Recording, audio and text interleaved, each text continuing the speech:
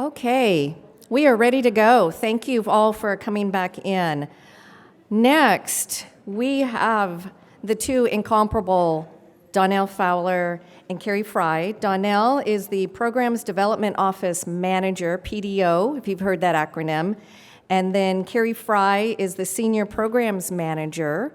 And then after them is John Miller, and John is from OPO. They all have great presentations, so take it away all. Good morning. I feel honored to be here to speak to you and also to be part of this brain trust that's in this room. It's been great to spend the days with you. What I'd like to show, there we go, is this our organizational chart. So this is where we reside. We're under the state project delivery branch, David Kim, and under there you have your business operations, your construction, your technical side, Steve Cooley, disciplines, and then you have project development section, which is my boss, Tamara Clark. And then under that, we have the 4 offices. And we have Lisa Nell with the Project Management Office. We have myself, then Pablo Torrent, who does the Tech and Data. And then we have, used to be Larry McKinley, I guess for one more day, who handles the construction and bid letting. So under my unit, we are focusing on programs. We are looking at various programs that help with project delivery. We are looking for efficiencies. We're looking for establishing guidelines. We want to make sure that you folks understand what your expectations are of these various programs. We're looking at tools, things that we can do to help make your job a little easier. And we are working in close partnership with our other family members, the Project Management Office and Project Controls Office. And as we develop these programs, we'll be transitioning to either in a maintenance mode or into a more of a compliance type mode. At some point, we are going to be looking at performance measures. So if we develop a tool, we want to check back in and make sure that that tool is working well and it's hitting the mark. If not, we want to dive in and figure out why is it not working well. The units under my section are, at this moment, are Alternative Delivery Services, and that is being led by Holly Pick. You're going to hear from them later on, I think this afternoon, and they are focused on alternative delivery methods. One common one you might know is the small project in Portland, Rose Quarter, I think it's called. That one is being delivered by a CMGC. So Holly will go into more details on that, and I think Will is going to be joining her. And then another unit in there is Value Engineering and Risk Management, and that is being led by Zach Davis. He's in partnership with Peter Kennedy. They're going to be here later on this afternoon. Really looking forward to their presentation. Those two folks have been doing some outstanding work in there. So you'll hear more about that. And then we have the Consulting Services Unit, and that is really focused on the A&E project delivery. And I've got my partner in crime here, Kari, and she's going to be showing you the website and where these tools are today that you can get access to help you. Okay, so part of the I've gone over the programs that are in flight or in development right now. The future ones that are on our plate is things that we're going to be looking at is scoping. We've heard that scoping is the budget comes in to you folks and the budget is usually way off. And so you're trying to figure out how can you manage your project with a budget that doesn't seem to be scoped to what it should be. We're going to be looking at that. There's a task force that is being implemented. Zach Davis is going to co-lead that. And we're going to be looking at efficiencies, starting with PDII, the cost estimating and risk, because all of those currently are not focused on at scoping, and they really should be. So we're going to be looking at that. Another big project that we've got going on is quality management, quality control. That's being ramped up as we speak. That's going to be looking at, we need to develop the standards of practice. And part of that is taking a look at the PDII, the racetrack. Where are the milestones? What do we need to look at? We've got discipline manuals that are being developed and deployed. How do we gauge or check in on that process to make sure it's working? And then what are the expectations? So how do you know what the standards are that you should be following? As everything, part of when you start diving into big programs like that seems to be you gain more projects. You make eye contact, you get a project. So as we dive into these, I'm sure there's going to be more programs that are going to surface that we're going to take a look at. I have a limited staff. I wish I had a big group of staff so we could take all of these on at the same time, but we're going to continue to dive into these programs and get them out as quick as we can. So with that, I'm going to turn this over to Kari, who is going to show you the exciting things and tools that are available today that you can go to.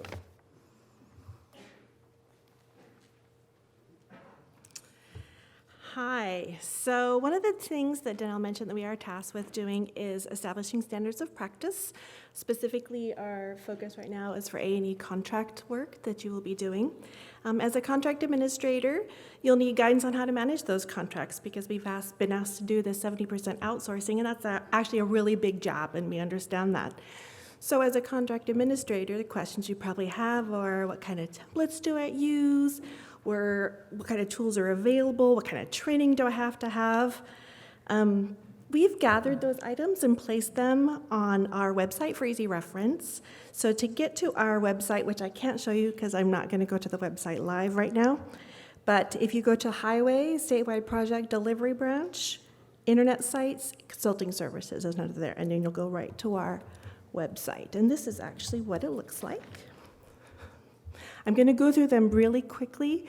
I apologize, but we do have a limited amount of time that we're sharing with the procurement office, and we have lots of information to give you. So, lots. So at your leisure, go to the website and find this. So the website is organized in a standardized way, so it should be easy for you to find things. The pages are laid out with the same things located in the same pages. So the first page that we have there is outlines what we do, and it's what Donnell basically talked about. A list of programs that we've currently been tasked with are listed there, and new ones will be added routinely. The next page that we have is just our contact us page, like normal. It lists all the employees that we have in our unit. We do have a dedicated assistant line, so if you want to call somebody you're not exactly sure who to call, just call our generic phone number, and someone will answer that. And we also have a generic email inbox. It's Consulting Services Unit right there. The next page that we have, our primary focus right now is outsourcing resources. So we tried to gather a bunch of common topic areas, and we've been working on this for quite some time, so it's going to continue to grow. But what we've developed so far, it's actually under, you can't see my little pointer, but it's under outsourcing resources for A&E contracts. There are some flyouts. One of those flyouts is called Closeout. And you'll notice that our pages are all, again, lined up directly the same way. Training will be on the right, templates will be right below it. If there is a video or a tutorial that's applicable to that particular topic, you'll see that right at the top of the page. Below that, on the right, you'll see applicable guidelines, tips, and standards that apply to that topic. Almost all of the topics so far, we've developed some sort of workflow diagram. So if you're more of a visual person and you want to see how the flow really goes, feel free to print that out. The flowcharts do have links to all the different resources. So if you don't necessarily want to flip back and forth between this page where all the links are and your workflow diagram has those links directly on there. Below that, we usually try to put common topic areas of questions, common questions that need to be answered, steps that you need to do, things like that. But we do have new information on one of these tools, though, that Donnell wanted to talk to you about real quick, so I'm going to hand that over to her really quick. So this is a teaser for my Region 2 folks that are in the room. We have been developing for, gosh, it seems like at least a year, focusing on internal cost estimates and how do you actually come up with that number. Some people do rough order of magnitude, some people take percentage of construction costs. So we've been working on how do we automate this. So our partners in Region 2 have offered to do a beta test. That email went out to you folks yesterday, and it's from Brian Mullen. We would love for you to go in there, test drive it, see if you can break it, see if the information is useful to you. And then after we get done with that beta test, we're going to gather back up, I think, in the first week in December. And we will be coming out to stores near you in regions, hopefully with a great product that we can start doing statewide. So that's just a little teaser that it's coming up. So if you want to know where that tool is actually located, these are the steps and frequently asked questions on the page for the last one. They're actually, we're out of order. Okay, so Donnell just gave you a sneak preview of like 6 slides early, so we're gonna go with it. One of the other topic areas that we are tasked with providing is consultant performance evaluations. I'm sure many of you may or may not yet have received emails saying, hey, we need your notice to proceed date for this contract that just got executed. Please put it in our database, blah, blah, blah. All the information on how to get to that database, a tutorial on how to put the things in which order are all located on this page, along with frequently asked questions that we get from people who call in, and again, the flow chart. Contact information for this is up in the right-hand corner, and it's actually for our assistance line and our direct general email inbox again.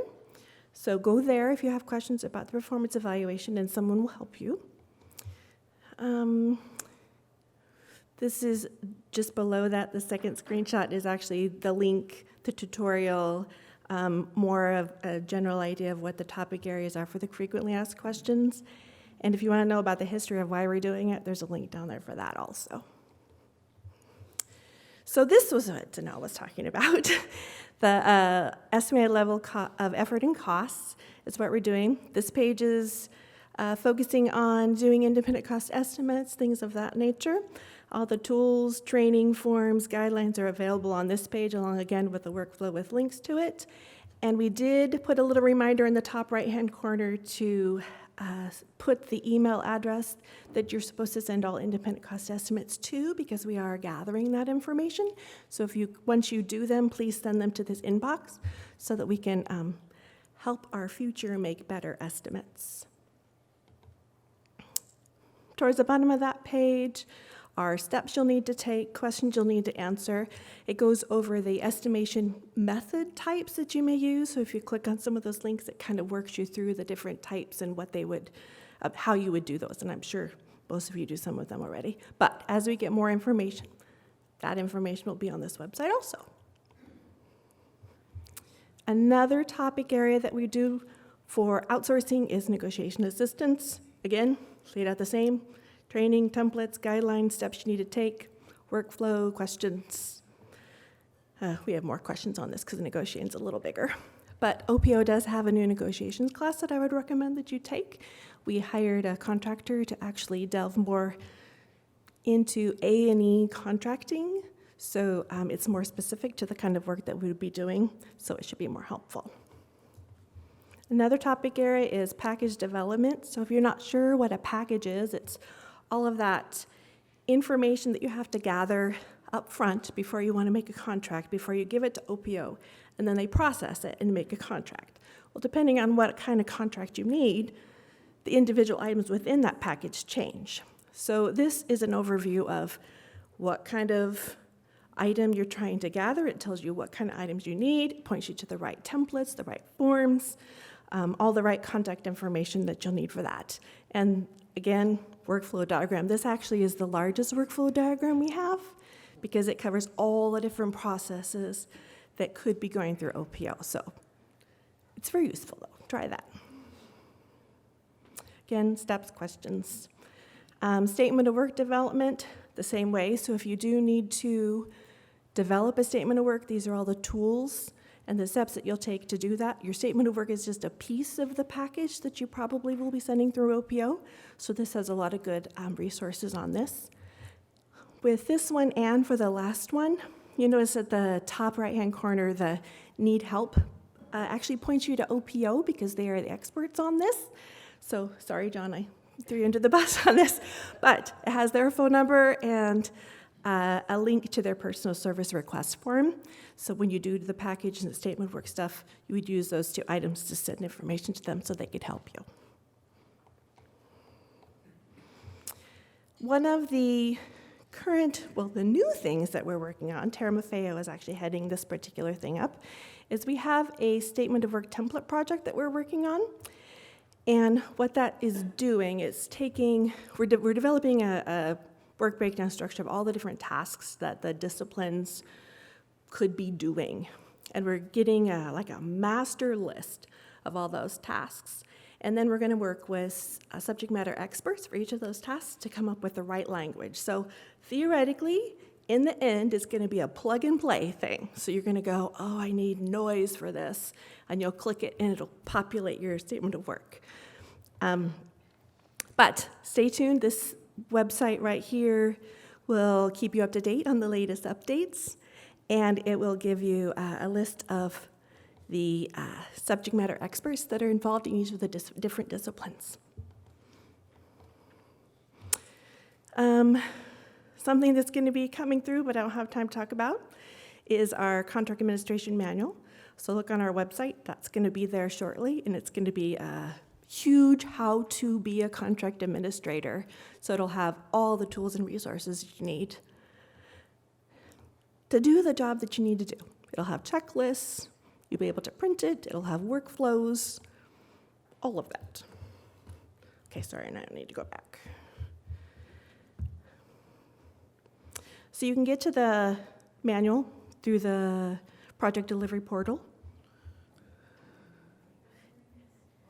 Yes, I know, I'm converting it back, sorry. Oh, and it went backwards. So go through the portal to get that information. But now we'll send you over to John so that he can give you lots of important contracting information.